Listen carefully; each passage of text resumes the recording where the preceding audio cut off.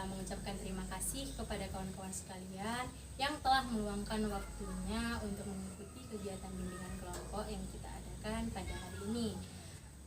Untuk mendapat keberkahan dari kegiatan kita ini nanti, alangkah lebih baiknya kita mulai dengan doa masing-masing ya, dalam hati. Berdoa dimulai,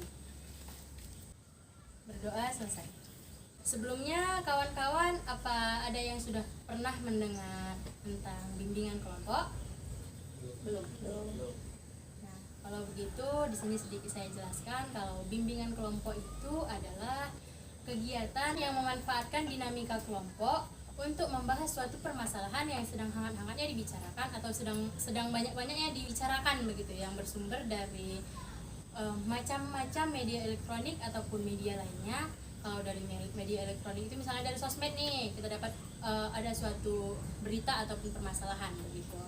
Tujuan dari pelaksanaan bimbingan kelompok ini yaitu mengembangkan kemampuan sosialisasi individu dan komunikasi individu, baik komunikasi verbal ataupun nonverbal. Dan manfaat dari kegiatan bimbingan kelompok ini tadi antara lain meningkatkan pemahaman tentang diri sendiri tiap individu, kemudian meningkatkan penerimaan diri sendiri serta penghargaan terhadap diri sendiri. Adapun cara pelaksanaan kegiatan bimbingan kelompok ini seperti yang sedang kita lakukan sekarang, yaitu berbentuk melingkar dengan tujuan antar kita satu sama lain saling mengenal dan saling akrab gitu. Di dalam bimbingan kelompok ini ada beberapa asas yang kita junjung tinggi yang kita gunakan dalam proses kegiatan ini, yaitu ada asas kesukarelaan, ada asas keterbukaan, asas kegiatan, kenormatifan, dan kerahasiaan.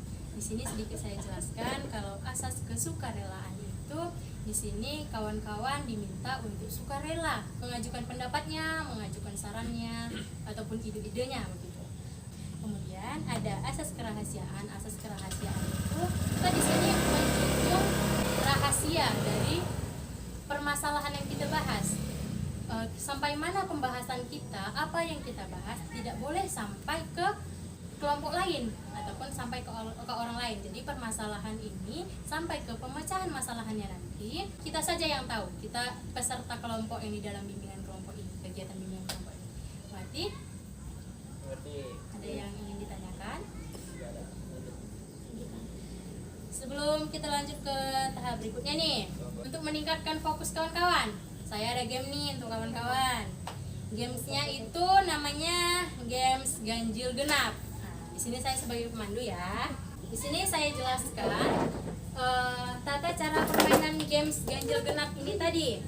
Untuk sebelumnya, coba tangan kiri kawan-kawan dibuka, telapak tangannya diletakkan di samping, dan untuk jari telunjuk sebelah kanan kawan-kawan diletakkan di atas telapak tangan kawan yang di sebelah kanan. Begini ya. Di sini cluenya, ketika saya menyebutkan bilangan ganjil, maka kawan-kawan berusaha menangkap telunjuk teman yang ada di sebelah kirinya. Gitu. Dan ya, kalau saya bilang bilangan ganjil, kawan-kawan berupaya menangkap jari telunjuk yang ada di telapak tangan kiri kawan-kawan. Kemudian kawan-kawan juga diminta untuk melindungi jari telunjuk. Singkatnya, tangan kiri menangkap tangan kawan, telunjuk tangan kanan melindungi dari tangkapan kawan. Begitu. Sudah paham? Ada yang mau ditanyakan? Ya. Kemudian kalau saya bilang bilangan genap, tetap tidak ada yang boleh bergerak. Jadi aku nggak bisa fokus ini. Kita mulai nih. Di sini kawan-kawan diminta untuk fokus mendengarkan suara saya. Apakah bilangan yang saya sebutkan bilangan ganjil atau bilangan genap? Ya. Kita mulai ya. Ayo fokus. Tangannya tegas. Tegas. 8.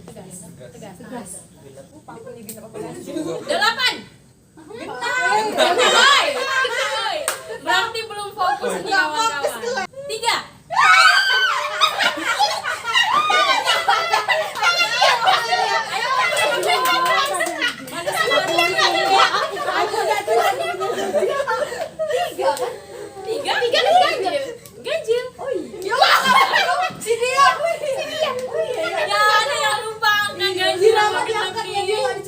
Kan payah kalau dibilang ngambang. Nggak tahu lagi. Kita lanjut. Silakan fokus sama suara saya. Mampus sudah tahu. 2.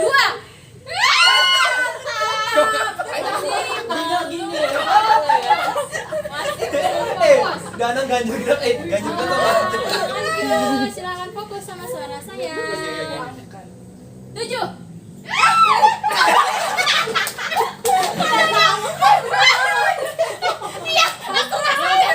Ayo. Belum fokus nih. Belum bisa kita lanjut soalnya.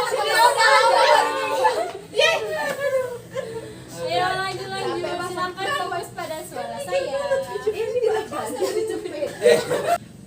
Lanjut. 10. Masih ada yang belum fokus. Kita lanjut. 9.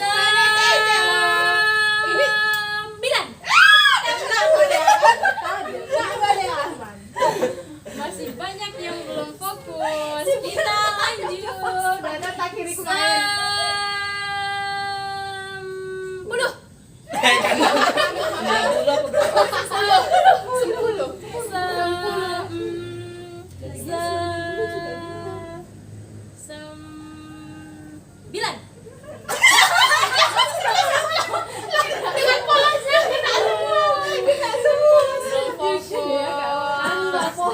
Lanjut ya, satu kali lagi nih.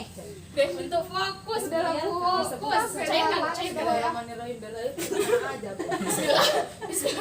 Kita lanjut.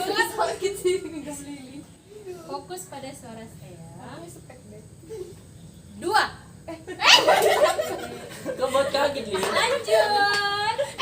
10. Ngapain kan? Berarti sudah fokus ya.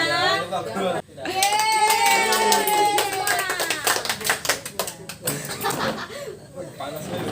Lanjut ya. Oke, kemana? Dari penjelasan saya sebelumnya, apa kawan-kawan ada yang belum paham? Belum. Udah. Sudah paham? Udah. Berarti siap untuk lanjut ya. Siap.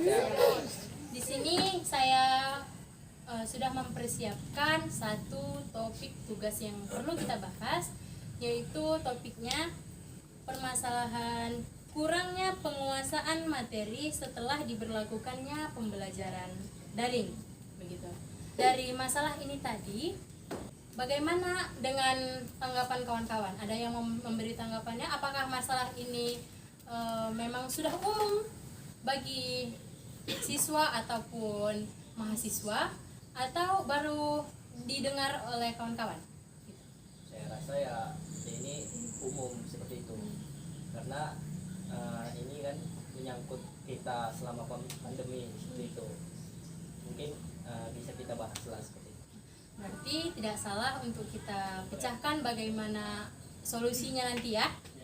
Nah, di sini coba saya tanyakan kepada kawan-kawan, dari permasalahan kurangnya penguasaan materi ini tadi, menurut kawan-kawan apa penyebab dari kenapa kita bisa kurang paham? Menurut kawan-kawan apa penyebabnya?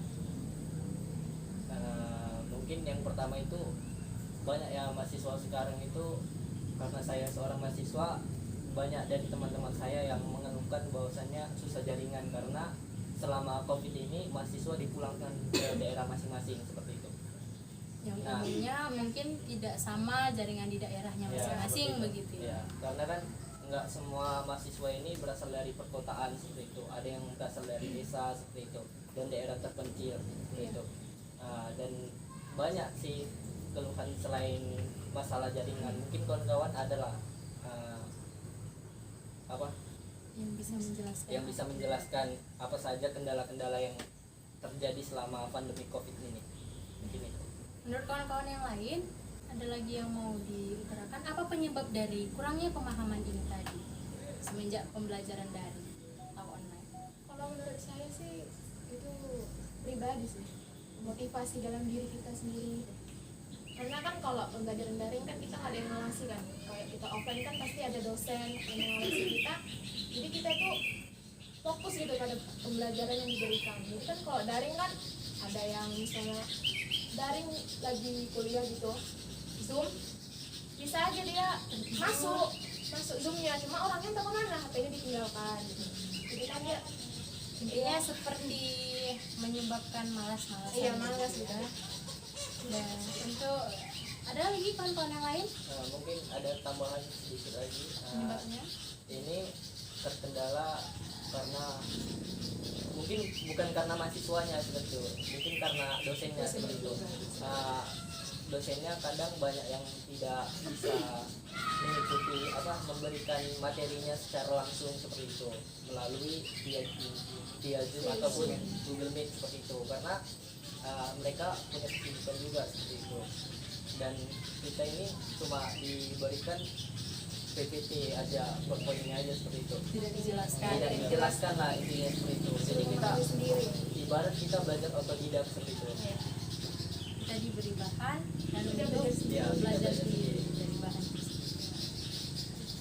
Nah, dari pendapat kawan-kawan sekalian tadi bisa kita jelaskan bahwa penyebab dari kurangnya penguasaan materi ataupun kurangnya pemahaman ini tadi karena lebih tepatnya sih sebenarnya kurangnya motivasi diri gitu.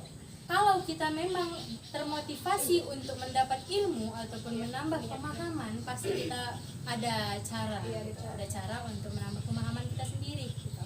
Kemudian ada juga yang disebabkan karena banyaknya gangguan selama perkuliahan daring, sehingga dosen ataupun guru sedang menjelaskan tidak fokus kita mendengarnya ataupun bagaimana, ataupun ada kendala yang sama sekali tidak masuk gitu, yang tidak bisa masuk ke dalam via Zoom ataupun Google Meet itu tadi. Menurut kawan-kawan, apa strategi yang cocok ataupun yang bisa kita lakukan untuk menambah pemahaman ini tadi? Mungkin kalau dari saya sendiri untuk mengatasinya, khususnya ya untuk yang siswa, mungkin mereka kayak sebenarnya sekarang untuk anak-anak dari umur 3 tahun aja udah mengenal handphone ya. Jadi kalau misalnya untuk daring sendiri harusnya tidak ada masalah. Tapi mungkin untuk di kalangan SD, untuk guru-guru itu kan kebanyakan yang udah lanjut usia. Jadi kayak untuk teknologi kayak kurang lah. Misalnya Zoom ini gimana ya ngaktifin Zoomnya kayak gitu kan. Terus kalau untuk mahasiswanya sendiri, memang kan dari awal mahasiswa itu dituntut untuk mencari pengetahuan sendiri. Jadi dosen itu sebagai apa ya, kayak yang nambahin doang, kayak misalnya alat pembantu doang.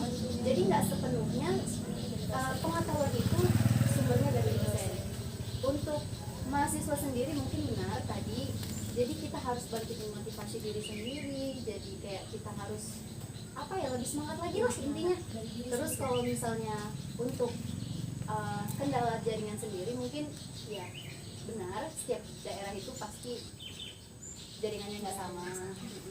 Dan mungkin untuk orang tua, misalnya nih dalam satu keluarga ada yang kuliah, ada yang sekolah anaknya. Kalau misalnya dari offline itu kan kita nggak memerlukan handphone atau laptop. Jadi kalau misalnya kita daring, yang SD harusnya belum megang handphone, jadi megang, sedangkan belum ada handphonenya. Jadi kayak bebanin orang tua jatuhnya. Jadi kalau misalnya solusinya mungkin ya gimana ya, mungkin dari pihak sekolahnya atau pihak pemerintahnya. Mungkin kayak ada misalnya seminggu 2 kali, misalnya sekelas doang yang masuk nih, tapi tetap jaga jarak, tapi jangan semua gitu, jangan berkerumun, tetap jaga protokol kesehatan. Nah untuk Usahakan tatap muka. jadi untuk mahasiswanya sendiri ya pandai-pandai kita lah. Kita mau cari dari jurnal, video, nanya temen atau nanya dosen, kan dosen juga pernah bilang kan pastinya kayak 24 jam saya, ya nggak 24 jam juga, misalnya 12 jam saya nih selalu ada untuk kalian. Misalnya entah kita nanya, entah via WA atau DM, insya Allah dibalas. Mungkin kayak dari kita sendiri lah, lebih aktif. Mungkin begitu. Mungkin dari teman-teman lain, Dari kawan-kawan yang lain mungkin bisa kita simpulkan saja ya kan, dari permasalahan ini tadi sebenarnya banyak strategi yang bisa kita upayakan begitu kan. Karena juga sekarang yang kita pembelajaran online ini juga kondisi ini tidak kita yang minta gitu kan, ini mungkin merupakan ujian untuk kita. Sebenarnya solusi yang bisa kita ambil itu kan udah pasti semuanya itu rata-rata sekarang udah punya HP ya kan. Di HP itu bisa kita maksimalkan kegunaannya. Misalnya buku, kalau kita tidak mendapat buku yang berbentuk buku, kita bisa mencari e-book gitu. Karena sekarang juga ada perpustakaan nasional ya, Ipusnas. Jadi yang saya juga pemakai gitu ya. Di Ipusnas itu bisa dibilang termasuk lengkap gitu. Jadi kalau misalnya kita kurang paham gitu materi yang disampaikan dosen, kita cari aja apa materi itu tadi, kita cari entah di Ipusnas, dari buku e-book ya kan, atau dari jurnal, ataupun melihat penjelasan dari video-video di YouTube gitu. Sudah pasti itu bisa menambah pemahaman kita. Intinya ya seperti yang dikatakan Rahma tadi, meningkatkan motivasi diri, meningkatkan motivasi dari masing-masing diri kita. Kalau kita memang mau belajar, kalau kita memang mau paham, pasti kita berupaya mencari jalan keluar, mencari usaha apa yang bakal gimana ya biar aku lebih paham gitu. Kita tidak boleh berdiam, kita nggak boleh selalu disuapi begitu. Kita harus mencari makan sendiri gitu. Inisiatif. Nah, dari kawan-kawan ada yang ingin menambahkan lagi? Tidak. Cukup. Jadi siapa salah satu dari kawan-kawan yang bisa mengemukakan komitmen untuk menerapkan strategi ini tadi?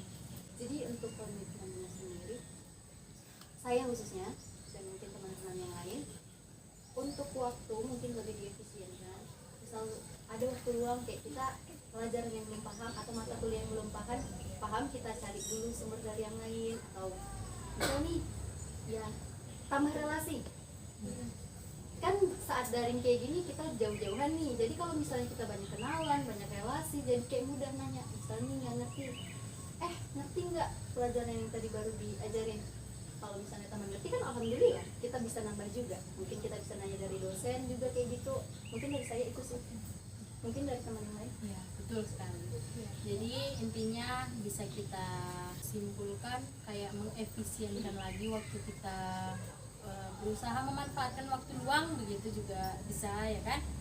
Jadi apakah dari kegiatan ini kawan-kawan merasa mendapatkan solusi dari permasalahan ini tadi yang kita angkat? Karena jam sudah menunjukkan sudah lewat 20 menit begitu ya. Jadi bisa kita akhiri saja kegiatan bimbingan kelompok kita hari ini. Dan saya minta kepada kawan-kawan ada yang ingin mewakili untuk memberikan kesan dan pesannya. Saya ada pesan tersendiri bagi saya. Nah, itu kesannya ini bimbingan ini bisa bermanfaat bagi saya sendiri khususnya dan umumnya pada teman-teman semuanya seperti itu. Nah, dengan adanya bimbingan ini kita tahu ya lebih terbuka tentang apa yang harus kita perbuat ke depannya seperti itu. Menyusun strategi apa yang harus kita lakukan untuk mengoptimalkan semua itu tadi seperti itu. Dan pesannya itu jangan patah semangat untuk kita semua kayak gitu. Mungkin itu bisa kita ambil kesan dan pesan dari Danang tadi ya, untuk sebagai respon positif dari kegiatan kita hari ini. Sebelum kita akhiri, saya kembali mengucapkan terima kasih pada kawan-kawan semuanya yang telah meluangkan waktunya untuk melakukan kegiatan bimbingan kelompok ini. Dan agar mendapat hikmah dari kegiatan kita hari ini, kita tutup dengan doa dalam hati ya. Doa dimulai. Berdoa selesai. Wassalamualaikum warahmatullahi wabarakatuh. Dan beri tepuk tangan untuk kita semua. We got history, got me feeling the nostalgia when you look at me. Thinking about what could've happened